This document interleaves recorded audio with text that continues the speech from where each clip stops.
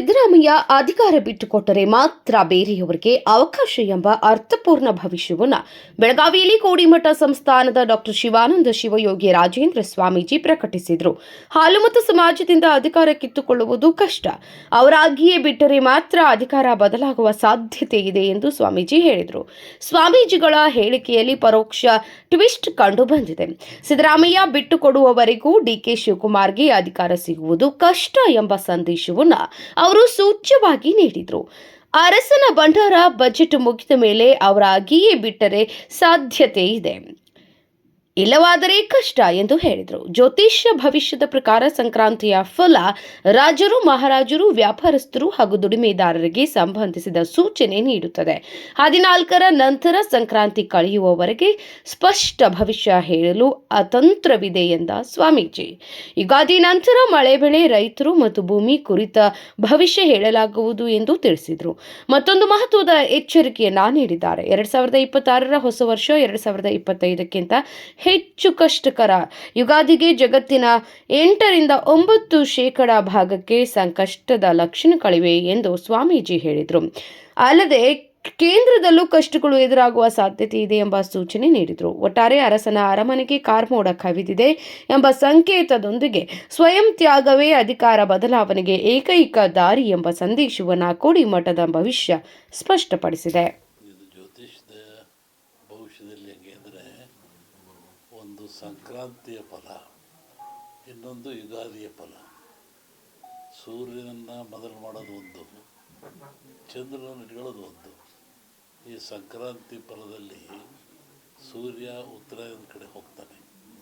ಇದು ವಿಶೇಷವಾಗಿ ರಾಜರಿಗೆ, ಮಹಾರಾಜರಿಗೆ, ದೊಡ್ಡ ದೊಡ್ಡ ವ್ಯಾಪಾರಸ್ಥರಿಗೆ, ದುಡಿಮೆದಾರರಿಗೆ ಬರುತ್ತೆ ಇದು. ಹೀಗಾಗಿ 14 ಸಂಕ್ರಾಂತಿ ಕಳೆದ ಮೇಲೆ ಈ ಭವಿಷ್ಯವನ್ನು ಹೇಳ್ಬೋದು. ಯುಗಾದಿ ಕಳೆದ ಮೇಲೆ ಮಳೆ ಬೆಳೆಗಳು, ರೈತರದು, ಜನಜೀವನ, ಭೂಮಿದು ಹೇಳ್ಬೋದು. ಈಗ ಅತಂತ್ರ ಇದೆ ಈಗ ಅಲ್ವೇ? ಈ ಅತಂತ್ರದಲ್ಲಿ ಹೇಳೋದು ಕಷ್ಟ.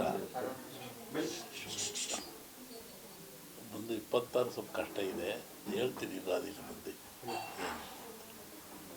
ಸಾಕಷ್ಟು ಜನರಿಗೂ ಕೂಡ ಒಂದು ಹೊಸ ನಿರೀಕ್ಷೆಗಳು ಈ ವರ್ಷ ಬಹಳಷ್ಟು ಕಹಿ ಘಟನೆಗಳು ಬಹಳಷ್ಟು ಜನರಲ್ಲಿ ಆಗಿ ಹೋಗಿದ್ದಾರೆ. ಇದಕ್ಕಿಂತ ಕಷ್ಟ ಆಗುತ್ತೆ ಮುಂದೆ 26.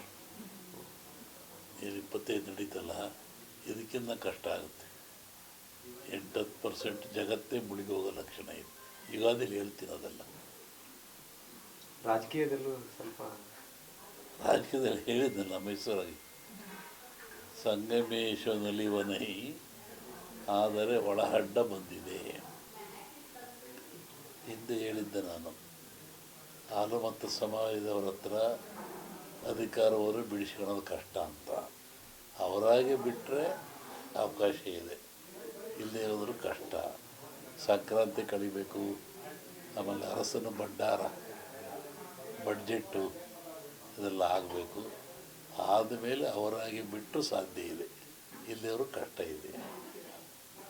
ಇಡೀ ದೇಶದ್ದೇ ನೋಡೋದಾದ್ರೆ, ಇಡೀ ದೇಶದ ನೋಡೋದಾದ್ರೆ, ದೇಶದಂದರೆ ಇಡೀ ದೇಶದ್ದೇ ನೋಡೋದಾದ್ರೆ ಸೆಂಟ್ರಲ್ಲಿ ಸ್ವಲ್ಪ ಕಷ್ಟ ಆಗುತ್ತೆ. ಇದು ಕೇಳಿದ್ದಲ್ಲ, ಅರಸನ ಅರಮನೆಗೆ ಕಾರ್ಮೋಡ ಕವಿದಿತ್ತು ಅಂತ ಹೇಳಿದ್ದ, ಹೇಳಿಕೆ ಬಂದೆ. ಇದನ್ನು ಮೊನ್ನೆ ಹೇಳಿದ್ದಲ್ಲ, ಸಂಕ್ರಾಂತಿ ಕಳಿಬೇಕು, ಆಮೇಲೆ ಅರಸನ ಭಂಡಾರ ಬಡ್ಜೆಟ್ಟು ಕಳಿಬೇಕು. ಅವರಾಗೆ ಬಿಟ್ಟರೆ ಅವಕಾಶ ಇದೆ.